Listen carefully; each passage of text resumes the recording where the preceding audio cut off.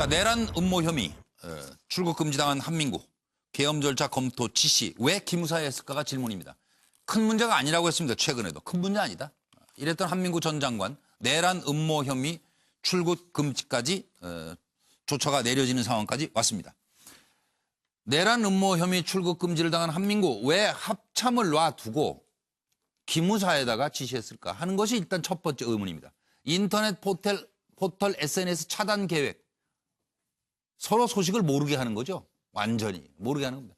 반정부 정치활동 금지 포고령을 선포하고 보도 검열단을 편성해 보도를 통제하며 광화문 여의도에는 야간에 전차 장갑차를 투입한다. 그리고 계엄 해제를 원천 봉쇄하기 위해서 국회의원들에 대한 사법 처리 계획을 세웠어요. 계엄 해제 안 되는 겁니다. 언제까지 갈지 모르는 계엄령을 준비한 거예요. 이것은 2017년 3월에 작성됐습니다. 한민구 당시 국방부 장관은 군검 합동수사단에서 내란 음모 혐의로 출국 금지 조치했습니다. 조금 지나가면 큰 문제 아니에요 라고 얘기했었는데 글쎄요. 소강원, 기우진 이 두 사람은 지금 기무사에 있죠. 조현천 당시 기무사령관이 한민구의 지시라며 계엄 절차를 검토하라고 했다라고 지금 증언하고 있습니다. 검찰은 기무사 압수수색을 했고 장성급 소환을 시작했습니다.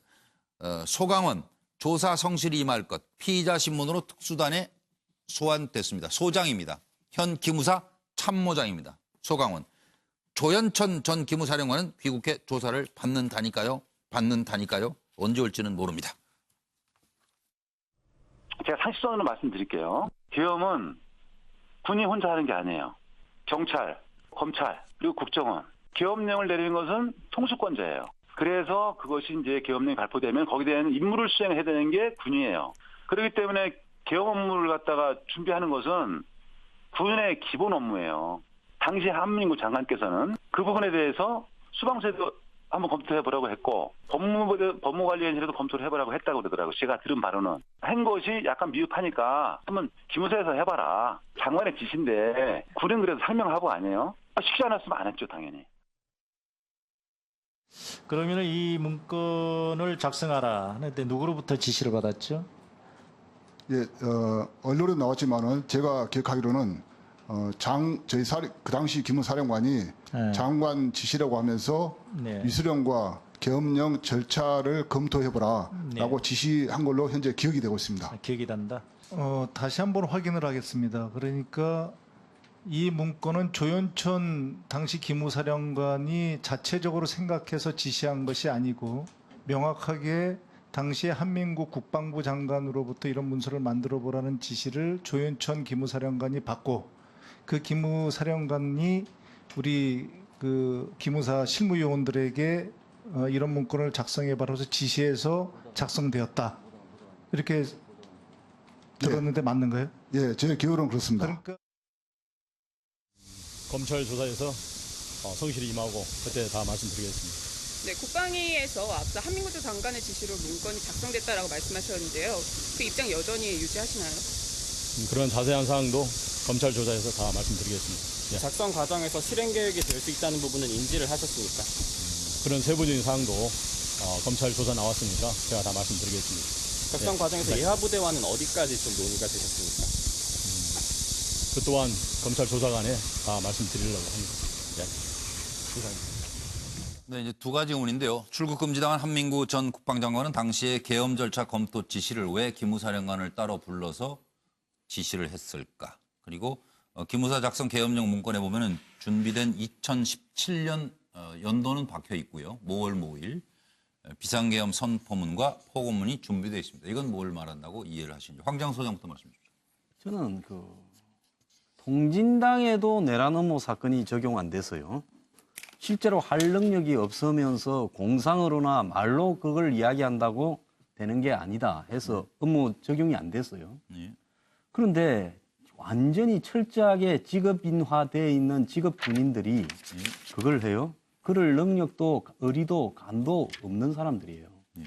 3인방 측근들조차도 박근혜 전 대통령을 배신했는데 그걸 당시에 탄핵이 다 수용될 거라고 생각하지 저쯤 정부를 가지고 있는 사람이 탄핵이 기각되면서 우리가 그때 가서 쿠데타를 우리가 하자. 한번 잡자. 그거는 제가 봤을 때 그야말로 소설 수준이라고 봅니다. 그렇기 때문에 이 사건이요. 좀 더 진행이 되어서 조사가 되면 지금 나오는 이야기와 좀 다르게 진행될 가능성이 있으니까요. 예. 좀 지켜볼 필요가 있다 이렇게 봅니다. 알겠습니다. 정은갑 의원님.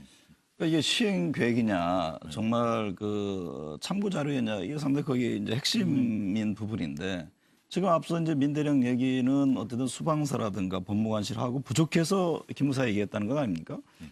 근데 이게 그 지금 한민구 장관은 어쨌든 출국 금지까지 당했는데 공식 입장은 아직 나오질 않았어요. 그러니까 여러 입장들이 지금 충돌하고 있는데 한 장관 입장이 좀 나와야 될 것 같고. 예, 저도 그런 생각이 들어요.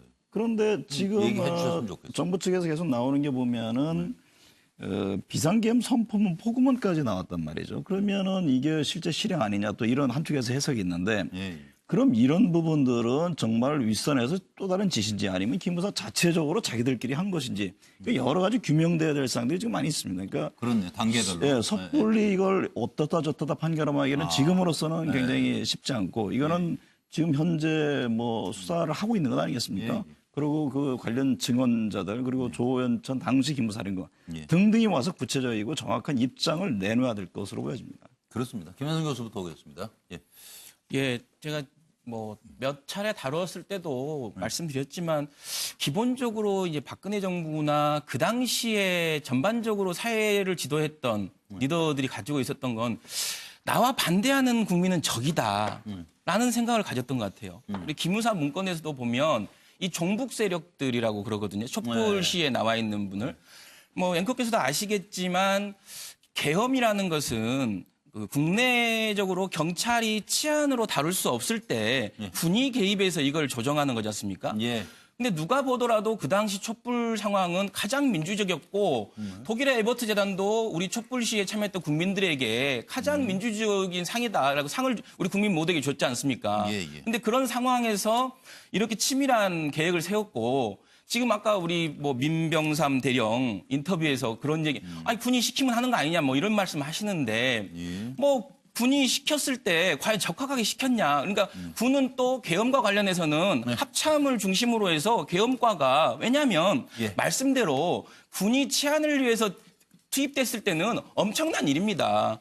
그렇기 때문에 그걸 계엄과를 통해서 매년 2년에 한 번씩 계엄 계획을 세우지 않습니까? 그것과도 별도로 만들어야 될 특별한 이유가 있었냐라는 거에 대한 소명이 필요하고 마찬가지로 그 안에 보면 그 계엄을 유일하게 해제할 수 있는 국회의원들, 국회와 관련돼서도 아주 초법적인 상상을 해요. 그러니까 아예 미달을 통해서 정적수 미달을 통해서 여당은 아예 그 표결에 참여하지 말고 계엄이 선포하자마자 포고문에 반정부 시위를 하고 실제로 그 시위에 참여한 국회의원은 잡아들이자. 그래서 정적수를 미달시키자. 이런 정말로 초법적이고 어떤 헌정을 뒤흔들 만한 생각을 하기 때문에 실제로 이런 것이 실행을 전제로 하지 않고서는 이런 생각을 할 수 있을까라는 생각입니다. 그래서 정말로 저는 그런 생각이 들어요. 그놈의 양심은 왜 이때 발휘되지 못했냐라는 생각을 하는 거죠. 네. 김성환 평론가님. 네. 군이 어떻게 보면 이건 뭐 따지고 보면 짝 있게 하면 시간 오래 걸릴 일도 아니에요. 그전 사례를 가지고 뭐 포고문도 만들고 담화문도 만들고 다만 날짜만 2017년 5월 5일 시행하는 걸로 이렇게 준비했다. 근데 문제는 군이 국가를 어떻게 보면 통치 가능한 선까지 기획한 거 아니냐. 입법부 마비시키고 행정 장악하고 사법 장악하면 끝이에요. 언론 통제까지 하면. 우리 과거 역사가 있잖아요. 네. 과거 역사 보면 군사 반란 일으키고 군사 독재하고 군부 독재하고 그거 못하게 하겠다고 87년 개헌한 거 아닙니까? 그거 개헌해가지고 대통령이 계엄령 발동하면 국회가 입법부가 그걸 견제할 수 있도록 계엄 해제권을 해제할 수 있는 권한을 부여해줬잖아요. 근데 그걸 무력화시키게 국회 표결 못하게 막기 위한 작전도 하는 거 아니에요, 지금. 그거부터 발목 잡고 들어온다는 거 아니에요? 거기에 그걸 기록하는 거는 지금 기무사에서도 얘기하잖아요. 자기들도 위험한 문건이라고, 위중한 문건이라고 얘기했잖아요. 근데 이런 문건을 만드는데 지금 좀 전에 기무부대장 대령이 국방부 장관하고 맞짱 뜨는 거 보셨잖아요. 장관하고도 맞짱 뜨는 조직이에요, 기무사는. 그런데 장관이 시킨다고 기무사가 이렇게 위험한 문건 만들어요? 저는 한민구 국방장관 선에서 시켜가지고 이런 문건 만들려고 하면 기무사는 아닙니다, 이거 위험합니다. 그러면서 장관하고 맞짱 떴을 것 같아요. 그러면 장관 그 윗선 누군가가 이렇게 하라라고 지시하고 이게 진짜 그분의 지시라고 감을 잡지 않는 한 기무사는 움직이지 않았을 거라고 봅니다. 그리고 한민구 장관한테는 그냥 슬쩍 얘기한 거고 우리가 하고 이렇게 할 테니까 그렇죠. 다 아시죠? 대통령 눈물 흘리라고 얘기도 하고 다 하니까 알아서 다 이해하시라 이렇게 얘기하고 한민구 장관이 지시한 것처럼 했을 수 있다고 봐요. 저는. 한민구 장관이 입을 열어야 되고 정기란 교수님. 그러니까 이제 참 씁쓸한데요. 이 전직 대법원장은 사법농단 혐의로 출국 금지되고 또 국방부 장관은 내라는 뭐 혐의로 출국 금지되고 그 이름도 참 어마무시하잖아요. 내라는 뭐. 그렇습니다. 이게 무슨 국민들이 볼 때는 참 기가 찰 일이에요. 저는 제가 볼 때 이 정상적인 지계통 라인으로는 추진할 수 없는 일이잖아요. 저는 그래서 지금 이미 뭐 아직 확인된 얘기는 아닙니다만 이게 합참 개헌과에서 해야 될 일을 이른바 육사 출신 알짜회를 중심으로 보안의 유지가 절대적으로 필요했겠죠. 알짜회. 서로 잘 알자. 그렇습니다. 이런 조직을 중심으로 이게 추진하던 과정에서 이른바 이제 한민구 장관의 계엄 검토 어떤 절차 검토해라 이런 지시가 내려왔다. 지금 이것도 이제 일각의 주장이긴 합니다. 맞아요.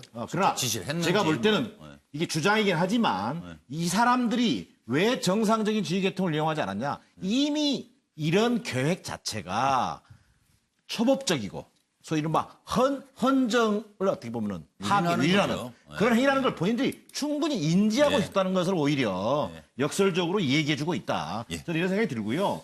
한 발 더 나아가서 뭐 비상계엄 선포문, 포고문 여기까지 만들었다는 거 아니에요. 이 말은 실행 직전 단계까지 갔다고 봐야 된다는 겁니다. 버튼만 누르면 소위 최고 권력자의 어떤 지시만 있으면 얼마든지 실행할 수 있는 단계까지 갔다고 보는 것이 맞다. 실행 계획이 여기다 뭘 더해요? 이 정도 그렇습니다. 계획은 끝난 거지. 이제 명령만 떨어지면 되는 거예요. 명령에 의거하여 잘 진행하겠다. 그렇습니다. 이렇게 마지막 하나만 덧붙이면 조현천 전 기무사령관 본인의 자발적 의지에서 귀국하는 걸 기다리는 건 저는 적절치 않다고 보여집니다.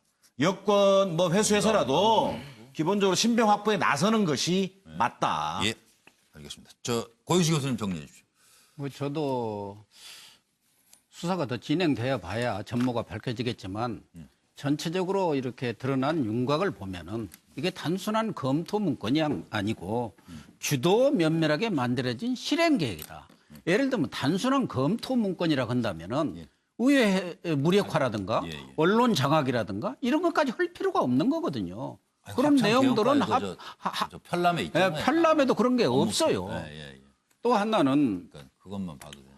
지금 그 당시 합참의장 그러니까 이 계엄을 다뤄야 할 실무적으로 뭐 개혁을 한다고 하는 합참의장이 누구냐면 이순진 합참의장이었어요. 이분은 육사 출신이 아닙니다. 삼사 출신인 것 같아요. 지금 송영무 장관도 육사 아니에요. 해사, 해군 출신이요. 그렇기 때문에 그 당시 이런 것을 계획한다는 것은 말하자면 그 탄핵이 기각돼서 사회적 혼란이 왔을 경우를 상정을 해서 지금 만들어진 거 아니겠습니까? 상당한 그 시위가 격화되고 그럴 경우에 자기들끼리 뭔가 뭐 일각에서는 뭐 알짜의 조현천 그 당시 기무사령관이 알짜의 멤버입니다. 그러니까 군 내부 특수한 조직과 권력 내부의 핵심 간에 어떤 그 긴밀한 협의하에 이런 문건이 만들어졌다는 그런 반증이 되지 않고요. 그렇다고 한다면 이런 문건이 만들어지려면은 정말 믿을 수 있는 기관에서 만들어야죠. 기밀과 보안이 유지가 돼야 하니까. 그러니까 기무사한테 시킬 수밖에 없었던 거 아니었나. 잠깐 오해가 생기도록 하지 않았으면 좋겠습니다. 육사에 군대가 있고 뭐 나머지들의 군대가 있고 뭐 그런 것도 아니고 그렇지 않습니까? 전쟁 나면 육사가 먼저 일진으로 나갑니까? 상황 봐서 그다음에 다음 군대들 나가고 그거 아니잖아요. 그러니까 국민들이 의심을 갖지 않도록 해야 될 책임은 모두에게 있다. 모두가 다 책임지는 자세를 좀 보여주시고요. 돈의 유혹은 사람의 판단력을 흐립니다. 보물선의 유혹도 좀 그런 것 같아요. 같이 보시죠.